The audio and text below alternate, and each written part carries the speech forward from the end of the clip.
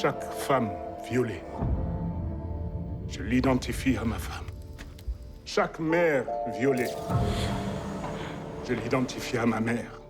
Les premières images sont marquantes, violentes, et pourtant elles ne font que raconter ce que subissent les femmes dans cette partie du Congo. Elles sont considérées comme impures. C'est une situation qui perdure depuis plus de 30 ans.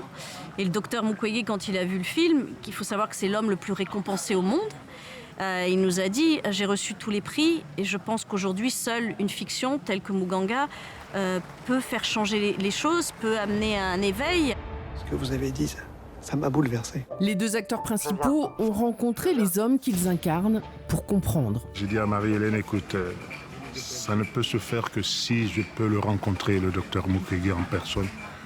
Parce que j'ai besoin de savoir des choses qui ne sont pas publiques, qui me permettront, moi, avec le travail qu'on a fait, d'aborder le personnage de l'intérieur.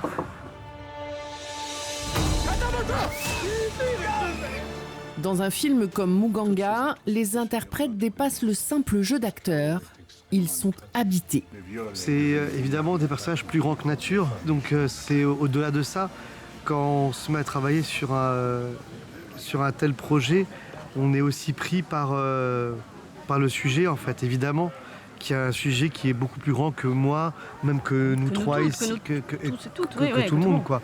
Cette atteinte au corps des femmes est une forme de pouvoir. C'est de la haine. Et on voit l'importance de la femme, en fait, dans les cultures et au sein des sociétés. Parce que ce qui se passe, ces violences de guerre, ces violences sexuelles, aucune de ces femmes n'est tuée. Mais pourquoi?